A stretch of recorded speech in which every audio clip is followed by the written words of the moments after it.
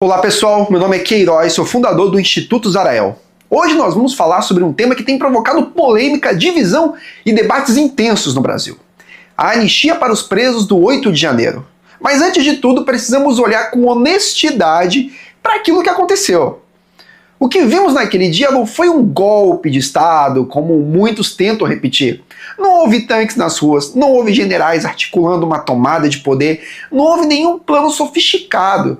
O que houve foi um monte de gente sem noção, em sua maioria pessoas comuns, muitos idosos, que foram tomados pela emoção, pela indignação política e acabaram transformando aquele momento em uma grande baderna. Alguns passaram dos limites e depredaram patrimônio público. Esses sim precisam responder pelos seus atos. Mas a verdade é que muitos outros simplesmente estavam no lugar errado na hora errada.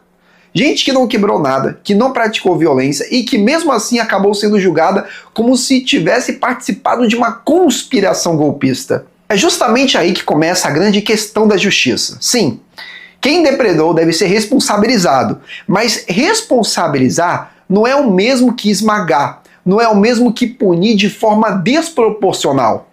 Em uma democracia, toda pessoa tem direito a um julgamento justo, com defesa ampla, com acesso aos autos e principalmente com penas proporcionais ao que de fato cometeu. E o que vimos no pós-8 de janeiro foi justamente o contrário.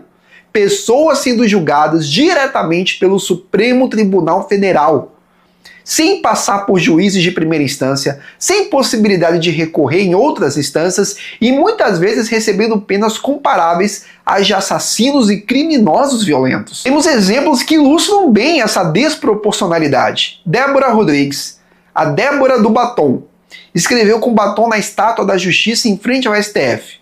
Um ato errado, claro, mas que jamais poderia ser equiparado a crimes de violência grave. Ainda assim, ela recebeu uma condenação de mais de uma década de prisão, como se tivesse cometido um crime hediondo.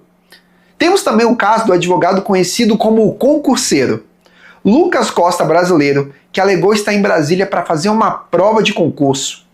Não há prova de que ele depredou nada, mas mesmo assim foi condenado a mais de 14 anos de prisão. E esses não são casos isolados. Há ambulantes, moradores de rua, mães de família e até idosos que foram arrastados para dentro desse processo e hoje pagam penas duríssimas, muitas vezes sem provas claras de envolvimento em atos violentos.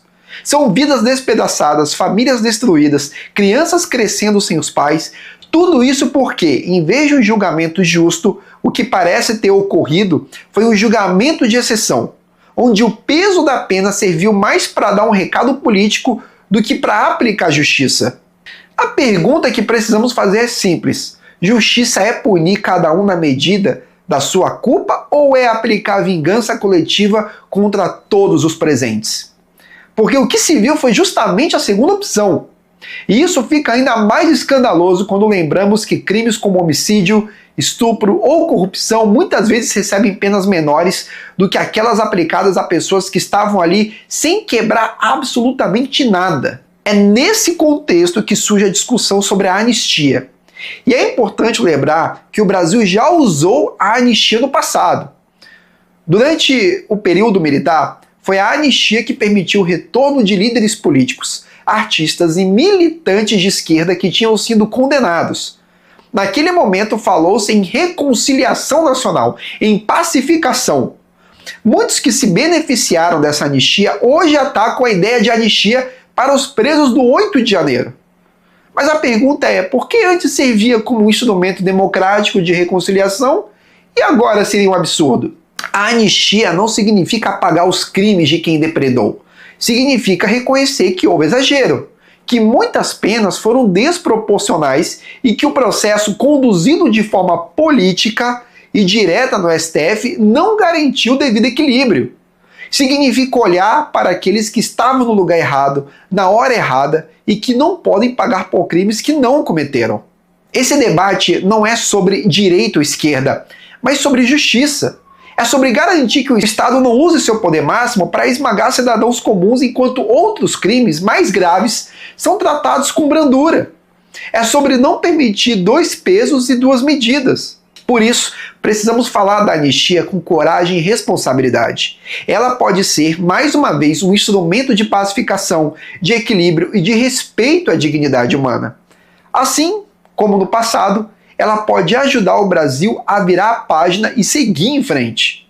Se você também acredita que esse debate precisa ser feito de forma honesta, compartilhe esse vídeo, se inscreva no canal do Instituto Zarael e ajude a espalhar essa reflexão. A verdadeira justiça só existe quando é justa para todos.